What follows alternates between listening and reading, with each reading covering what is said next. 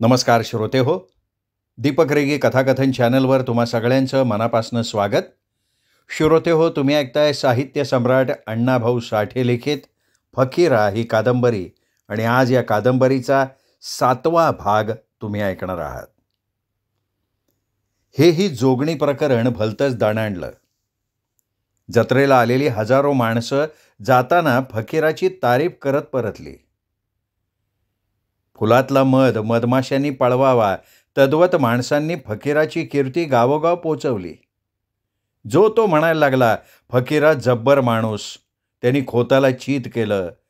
मुठी सकट तलवार मारून त्या विंचवाची नांगीच मारली, खोत निकामी करून टाकला. फकीराच्या त्या दिवशीच्या वर्तनावर गाव बेहद्द खुश झाला. फकीरानं आपल्या पराक्रमाला घोडदौडीनं प्रारंभ केला. दौलती, राही, राधा यांच्यापेक्षाही सावळा आणि भैरू यांना आनंद झाला. ते आपल्या जखमा विसरले. कर्तबगार माणसाची कीर्ती दिगंतरात जाते. ती ऐकून इतरांना क्षणभर आश्चर्य वाटतं, पण त्या कीर्तीच्या पाठीशी असलेला त्याग आणि झीज याकडे त्यांचं लक्ष नसतं. सकाळी सावळा बेळगावला निघाला. जाताना तो प्रथम फकीराकडे आला. त्यांनी फकीराला मिठी मारली. त्याचे डोळेच भरून आले होते. तो मोठ्यांदा अचानक हसायला लागला. त्याचं ते हसणं बघून फकीरा गोंधळून गेला. दौलती, राही, राधा, साधू यांना नवल वाटलं. का का हसतोयस गा? फकीरानं विचारलं आणि सावळा म्हणाला, अरे मला जुनी याद आली. तुम्ही लष्कर बघाय गेला आणि मी दौलो आबाबरोबर भांडलो, त्याची मला आज याद आली. असं म्हणून तो पुन्हा गंभीर झाला. त्यांनी भुवया चढवल्या, नाक फेंदारलं आणि तो म्हणाला, काल नाव गाजिवलंस, माझ्या मनाजोग झालं. शेणातला किडा शेणात राहत नाही. बरं आता कवा येणार? फकीरानं विचारलं. अरे ते मी कसं सांगणार? जरी एखादा खून केला असता तरी बरं झालं असतं. काळं पाणी भोगून आलो असतो. पर ह्यो काळ्या पाण्यापर्यास वंगाळ कायदा माझ्या माग लागलाय नव. सावळा लाचार स्वरात म्हणाला. मग काय खटपट नाही कवाणार? फकीरानं विचारलं. कोण करणार? सावळा चिडला आणि म्हणाला, आम्ही मुकी माणसं, त्यात कान फाटी. आमचं कानाव कोण घेणार? पंतासनी नाही का सांगायचं? काय सांगू? त्यासनी नाही का दिसत? बरं मी बोलतो एकदा. बोल बोल, करा काहीतरी करा. सावळा दुखावल्यासारखा बोलायला लागला. 8-9 वर्ष काढली, लय वंगाळ काढली. वतनदार असून वनवाशी झालोय आता. तो बोलता बोलता थांबला. त्याचा गळा दाटून आला. फकीरा म्हणाला, आता काय? पुढं सांगा की. अरे आता गाव सोडू नये असं वाटतंय ना. हे ऐकून फकीरा खिन्न झाला. त्याच्या काळजाला चिमटा बसला. तो हुकमी आवाजात म्हणाला, तू आता जा. मी गप बसणार नाही आणि पंतासनी बी बसू देणार नाही. हाय हाय हाय वा वा. सावळा एकदम हसरा चेहरा करत म्हणाला, परमुलखात मरू देऊ नका. माझी हाडं हात माझ्या पांढरीत पाडावी. माझ्या माढ्याला साऱ्यांचा हात लागाव. म्या तिकडं कुत्र्याच्या मौतीनं मरू नये असं मला वाटतं. फकीराच्या वर्मी बाण लागला होता. तो संतापून म्हणाला, मग तू जाऊच न ग. येऊ दे. नाही नग नग नग. मला गावानं जाया सांगितलं म्हणून मी गेलो. गावाच्या मनाविरोध वागून कसं चालन? बरं मग जा तर. फकीराला त्याचं म्हणणं पटलं. सावळा निघून गेला. आणि म्या तिकडं कुत्र्याच्या मौतीनं मरू नये असं मला वाटतं. या सावळ्याच्या बोलानं फकीराच्या हृदयात डोंब पेटला. त्याचं मन उद्विग्न झालं. सावळासाठी काय करावं याचा तो विचार करायला लागला. तो चिंचेला टेकून कितीतरी उशीर उभा राहिला होता. सूर्य हळूहळू वर आला. त्याची कोवळी किरणं चिंचेच्या पानावर बसून झोके घ्यायला लागली. हिरव्या निवडुंगावर पिवळा सोनेरी प्रकाश उधळला गेला.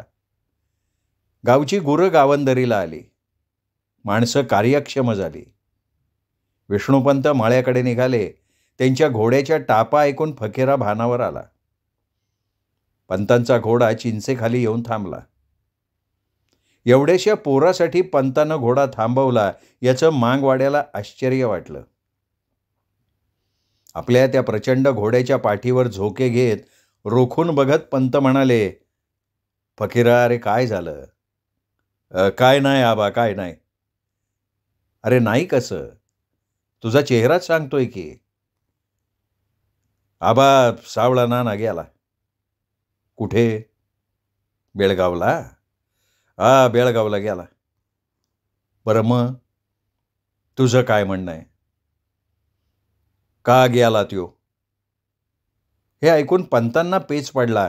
थोडा विचार करून ते म्हणाले, अरे त्याला गुन्हेगार म्हणून सरकारनं हद्दपार केलाय.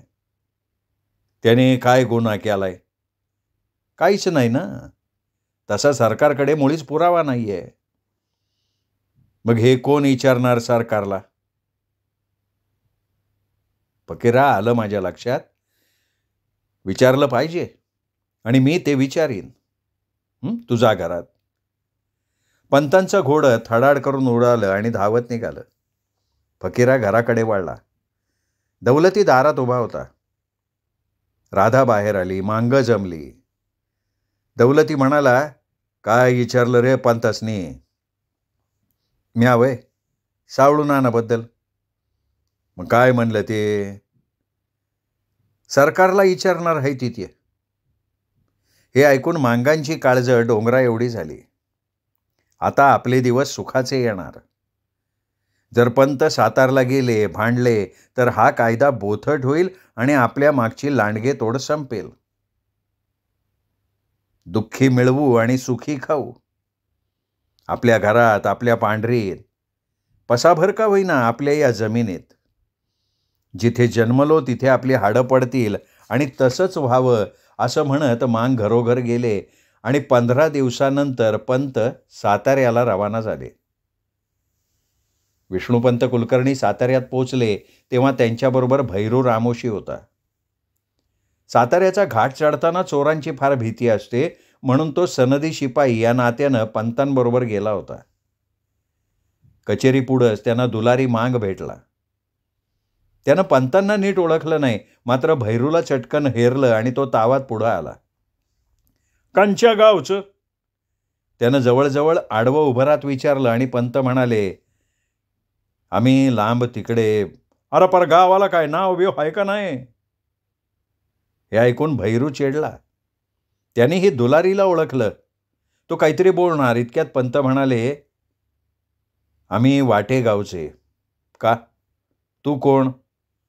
मला ओळखलं का? त्याचा हा प्रश्न ऐकून भैरू म्हणाला, नाही ओळखलं. का बरं? तू काय कोण राजा बिजा आहे काय? ते तुला आता दिसल, पण माझंच नाव आहे दुलारी वाघमारे. हे बघ, तू कोणी आहेस? वाट सोड. पंतांचा आवाज चढला. तू कोण हे जाणून घ्यायला मी आलेलो नाही. मी प्रांत साहेबांना भेटणार आहे. यानं त्या दिवशी मला मारलं. माळाच्या दगडाच्या पाया पडायला लावलं. दुलारी चिडून म्हणाला आणि मग पंतांच्या लक्षात आलं की हा त्या दिवशी खोता बरोबर आला होता. यालाच पकडून चावडीत ठेवला होता आणि भैरूला बरोबर देऊन याला पाठवून दिला होता. वाटेत भैरूने याला मारलं म्हणून हा चिडलाय. मग तू का आला होतास? पंत रागानं म्हणाले, आता वाट सोड, नाही तर घोडा अंगावर घालीन. त्यांनी टाच मारली आणि गडबड वाढली. अधिकारी बाहेर आले आणि दुलारी नरमला. प्रांतानं पंतांना ओळखलं, कचेरीत नेलं. भैरू तिथेच एका झाडाखाली बसला. विष्णुपंत कुलकर्णी हा काटेकोर वृत्तीचा माणूस आहे याची सरकारी अंमलदाराला कल्पना होती. त्यांच्याशी बोलताना जपून बोलावं लागतं हे लक्षात घेऊनच प्रांत साहेबांनी बोलायला सुरुवात केली. हां, बोला, काय येणं केलंय? मी दरवर्षी इकडे सज्जनगडावर येत असतो दर्शनाला. तसाच आलो होतो आणि तुम्हाकडेही एक गाऱ्हाणं घालायची पाळी आली. मग बोला ना, बोला. काय काय गाऱ्हाणं आहे? तुम्हाला पाहून मला आनंद झालाय. सांगा ना, सांगा काय झालंय? माझ्या गावचा एक मांग 8-10 वर्ष बेळगावला नेऊन ठेवलाय. बरं, मग पुढे? प्रांतानं टक लावून बघत प्रश्न केला आणि पंत म्हणाले, तो माणूस सनदशीर शिपाई आहे. त्याचा इनाम आहे.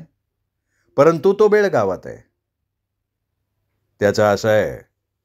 प्रांताने मध्येच आपलं म्हणणं मांडलं. अशी माणसं वाईट असतात.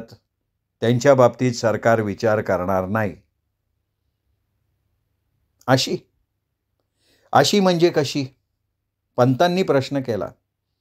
अशी म्हणजे चोरटी. प्रांत शांतपणे बोलायला लागला. ही माणसं भुरट्या चोऱ्या करतात, जनतेला हैराण करतात. त्यामुळे लोकांचा सरकारवरचा विश्वास उडतो आणि इतर बंडखोर प्रवृत्तींना चेव येतो. म्हणून अशी माणसं नव्हे, ही जमातच डांबरट आहे. तिला क्षमा नाही. हे बघा, असं म्हणू नका. पंत समजावणीच्या स्वरात म्हणाले. सरसकट गव्हाबरोबर किडे रगडणं हा राज्यावरचा विश्वास दृढ करण्याचा मार्ग नाही, असं माझं मत आहे. सरकारनं दुःख बघून डाग देणं न्यायाला धरून होणार आहे. नाही, मान्य आहे ना, मान्य आहे. अन्याय होऊ नये याची आम्ही काळजी घेत आहोत. मुळीच नाही घेत. तसंच असतं तर सावळा मांग 10 वर्ष बेळगावला राहिलाच नसता. मुक्याचं जाण कोणी होत नाही. हे बघा, त्यांनी त्या भागात अशांतता निर्माण केल्यामुळे त्याला भुरटा चोर समजून नव्हे तर ठरवून गुन्हेगार जमातीच्या कायद्यान्वये हद्दपार केलेला आहे. त्यांनी त्या भागात अशांतता निर्माण केली होती, याला पुरावा काय आहे? पंतांनी मोजक्या शब्दात प्रांताला पेच घातला. सावळा हद्दपार झाल्यापासून त्या भागात शांतता झाली आहे, असं सरकारचं मत आहे का? हा पंतांचा दुसरा सवाल ऐकून प्रांत बिचकला. तो म्हणाला, त्याला गुन्हेगार जमातीचा कायदा, पण तो इसम गुन्हेगार आहे का? पंतांनी लगेच प्रश्न केला आणि प्रांत म्हणाला, मी थोडं स्पष्ट बोलू? जरूर जरूर बोला. हे बघा, तुम्ही गैरअर्थ काढू नका. मांग रामोशी जातींना हाताशी धरून काही उच्चवर्णीय लोक बेबंदशाही निर्माण करतायत. ते लोक खून दरोडे करतात आणि हे प्रतिष्ठित लोक आपली घरं सोन्यानं भरतात आणि तेच त्या गुन्हेगार लोकांचं समर्थन करत सोडतात. झालं तुमचं बोलून? पंत अगदी शांतपणे म्हणाले. माझ्या भागात एकही दरोडा पडलेला नाही, तेव्हा माझ्या घरात सोनं येण्याचा संभव उरत नाही. आणि मी एका गुन्हेगाराचं समर्थन करण्यासाठी आलेलो नसून एका सनदशीर शिपायाची न्याय्य बाजू सरकारच्या कानावर घालण्यासाठी आलोय. हे समर्थन नाहीये तर मी म्हटलं त्याप्रमाणे हे गाऱ्हाण आहे. माझे शब्द तुम्हाला लागले, पण माझ्या म्हणण्याचा तसा अर्थ घेऊ नका तुम्ही. प्रांत दिलगिरीच्या स्वरात म्हणाला. नाही घेणार, घेतही नाही.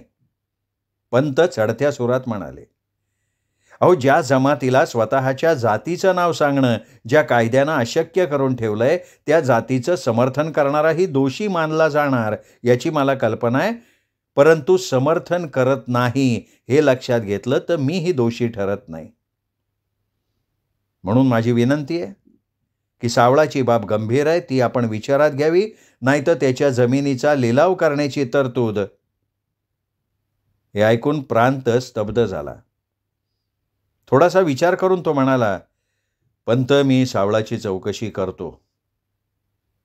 असं म्हणून तो थांबला आणि एकदम आठवून परत म्हणाला, आणि हां, परवाच तुमच्या गावच्या एका मांगानं म्हणे त्या शिगावच्या खोताचा हात तोडला. याचा अर्थ काय? हा काय प्रकार आहे? सरकार या गोष्टीचा गंभीरपणे विचार करतंय.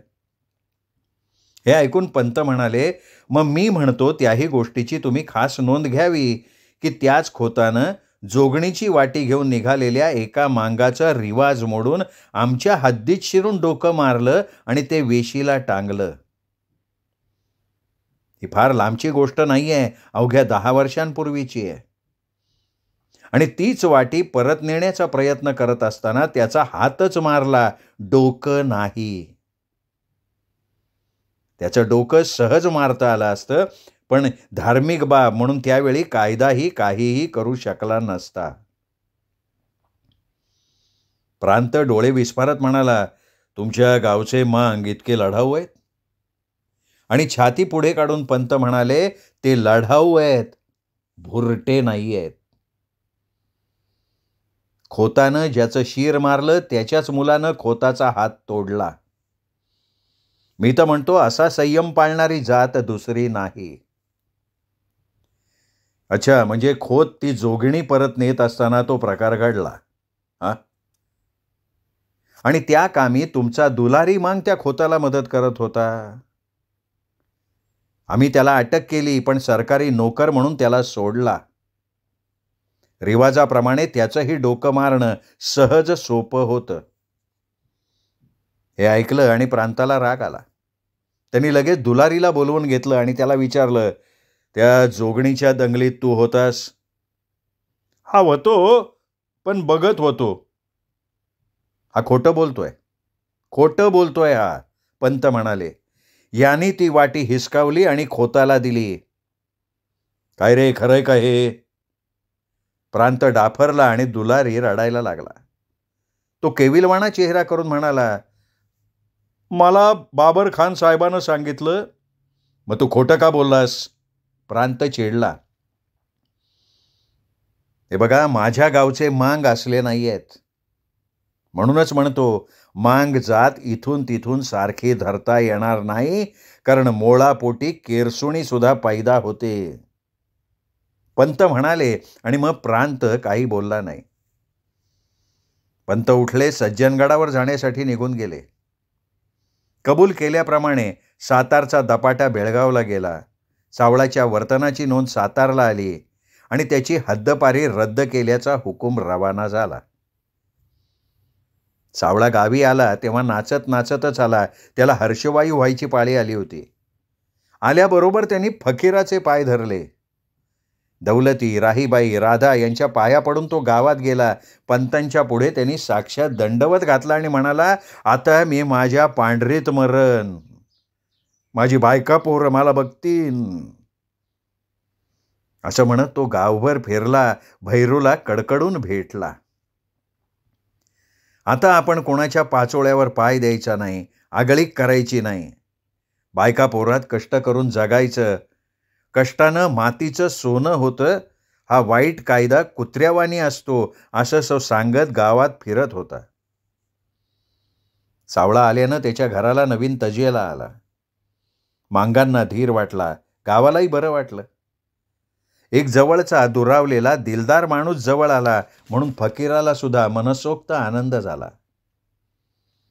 फकीराच्या शब्दावर पंत सातारला गेले, सरकारशी भांडले, म्हणून सावळाला नवीन जन्म मिळाला. फकीरानं त्याला माणसात आणला, नाहीतर तो कुजून मेला असता, असं मांग म्हणायला लागले. फकीराच्या शब्दाची किंमत त्यांना समजली आणि त्या वयात ते त्याला आपला करता पुढारी समजायला लागले.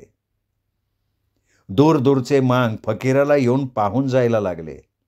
फकीराचे मैतर झाले. विंचू ठार मारण्याऐवजी त्याला नांगी तोडून जिवंत ठेवणारा फकीरा लोकांना आगळा वेगळा वाटायला लागला.